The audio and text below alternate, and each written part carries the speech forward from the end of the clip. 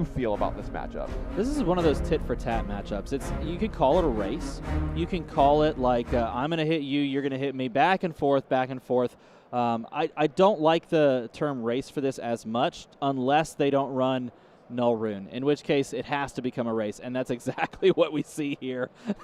There's no Arcane Barrier on the board, which means if there's no Arcane Barrier on the board, the only way to stop arcane damage is through Crown of Seeds, and you have to have an arsenal for that. So in other words, this is a pure race scenario. Now, if the Starvo player has Null Rune equipment, then this becomes a much more back-and-forth matchup. But right now, literally, you just, like, lick your chops and find a bunch of red stuff as Alexander Vore. What does it feel like to be a Kano player and sit across from someone with 0 Arcane Barrier, especially someone who used, like, Starvo, who, you know, as soon as the last season that we had usually 3 to 4 different equipments that could interact with Arcane Barrier? Well, I'll just put it this way. You know that, like, that moment in, like, anime where, like, the main character is, like, getting beaten up, but then through the power of friendship, they summon the will to live within, and they just do that, like, half smile. The camera's facing down, the half smile comes out, and then, like, supercharge, and then they go just, like, destroy everyone. That's Kano when no Arcane Barriers on the table. They just, like, power to win, and they just go for it. Yeah, it's Kamehameha is what it is. Okay, that one I get. I actually know that's where they go Super Saiyan, right? There you go.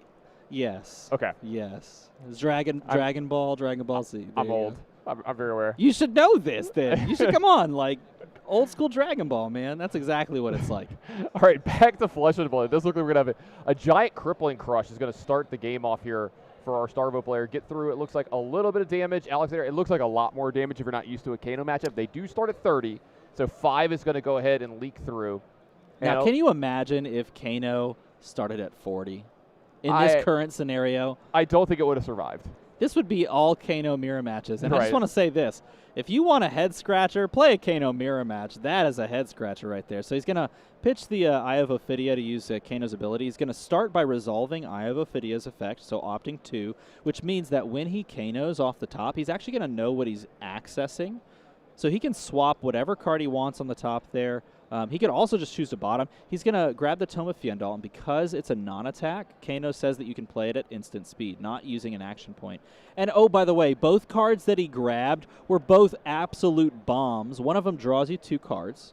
The other one can, if it hits, go and fetch you any card in the deck.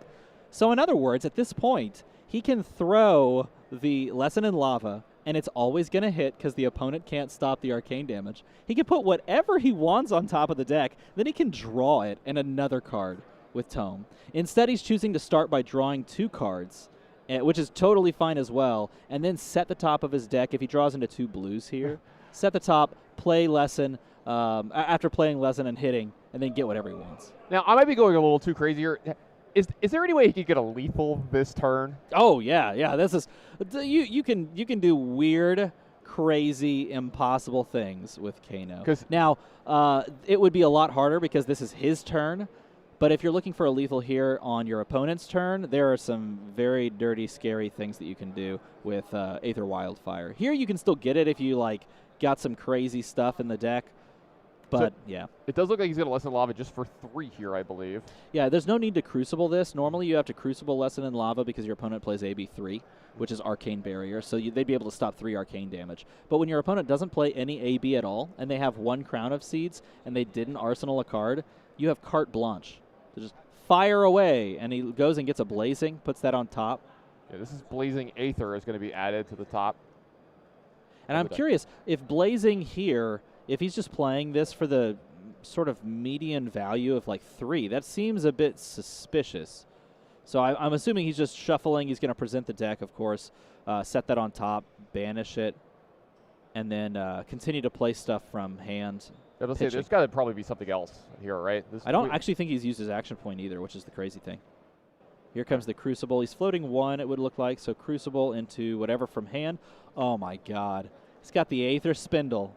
So he Crucible Aether Spindles. If he hasn't opted enough already on turn 2 of the game, it's going to hit. He's going to look at 5 cards. He's going to set them however he wants, and then he's going to deal, 3 plus 5 is 8 in addition with the Blazing Aether. We should definitely label this round as not safe for work because this is going to be a little inappropriate. The amount of damage is going to be unstopped this round. Yeah, and at this moment, the Kano player has a life lead. It's turn 2, and Kano starts at a 10 life deficit, and Kano should be 5 ahead. Yes, he is. Yeah, it looks like down to 20 for Stewart over here with Starvo now. I'm trying to wonder, is there something he could do to get himself back into this match, or is it, I don't want to say it's hopeless, but it's looking pretty bad with having no Arcane Barrier here. Well, I mean, he already drew and played a Crippling Crush. Something like this, a Spinal, basically throwing big attacks is kind of his thing. If he can string together, like, and I don't know if he teched this into his deck, but you can see he does have Time Skippers. So if he can string together smaller attacks that either have Go Again, or if he cracks Time Skippers and pushes like Zealous Belting plus something else, then he could put together a lot of damage on one turn. But if you can't play around arcane damage, and you're looking at one of the best wizard players in the game, your chances are slim. And especially when off the top of the deck, just for a casual Kano, they reveal and banish a Tome of Aetherwind. Tome, another big card that's important here. It looks like it's going to be a Tome for, I'm assuming, draw 2. Yes, yeah, I have in fringe cases actually chosen like draw 1, buff by 1. This is a card that gives you 2 modes. You can either buff arcane damage on the next card you play or draw a card. Almost always it ends up being draw 2 because if you draw blues, then you can play more stuff off of the Kano trigger. But on weird ancillary cases, you can actually play this card, choose like buff 2, and then play Wildfire for like a casual 6, and then make your opponent get lit on fire and win the game, and maybe do like a victory lap around the room. I think the victory lap already happened when he saw there was no Arcane Barrier. You feel that way sometimes, yeah. But you do have to respect the old Starvo activation, especially if they can land some like dominated Oakenolds. It does look like we're going to activate here. And then this is that yeah, a he's playing a red Reverberate for right. 4. This will hit, which means anything in his hand with resource cost equal to or less than what this hits for can be played from his hand at instant speed. Oh my God. It's another Tome. Tome of Aetherwind number 2. Choosing the modes of what? Draw 2? Or yeah, it looks like it's going to be draw 2. Yeah, draw 2 seems good.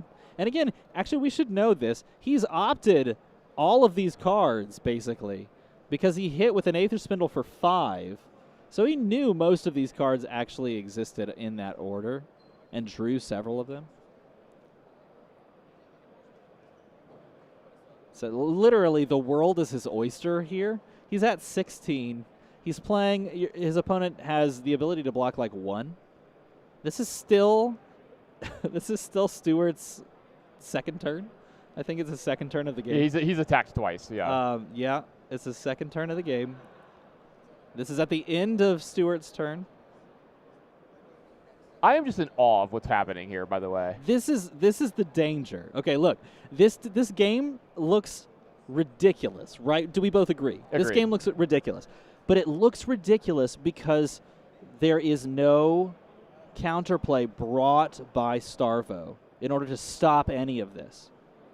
And that's the problem. And that's why this is such a good deck to pick. If you feel like no one's going to be able to stop your damage and you can do tricky stuff like this, you can just like push through. Absolutely. I mean, we've been seeing it. You know, we saw the Arsenal Pass guys were doing this today. A few other people as well are talking about they thought this was a really, really good choice. Oh, my God. So it looks like we got an activation of the boots here. Storm Striders into another lesson in lava. Yeah. And again, he's got a blue in hand, so he could set anything on top. If he goes Blazing, he probably just wins here. Yeah, I think there is a Blazing set aside. He's already banished a Blazing. Yeah, if there's another Blazing, he may have enough. He does Crown of Seeds here, but this is still going to connect for 2. So damage does come through. Alexander's going to get to search his deck here for something 2 or less. And there's the second Blazing, and like you said, is this actually just lethal? How much damage has Stewart taken this turn? I think he's only taken 6, so this pushes 12 and puts him at 2. But honestly, if you're at 2 and your wizard opponent is going to be like full grip, then you're not looking good. Now he did Storm Striders. He did remove Storm Striders, so he has to find all lethal off the top. But I think this leaves him at 2 unless I miscounted. Oh, yep, that's 6. Stewart takes 6. There's 6. Oh, Yeah, actually, no, because it stacks. I forgot. Right? Yeah, it counts it. Yeah, that just pushes it Yeah. because it pushes it to 12. Silly me. So that existed. Welcome back to the booth.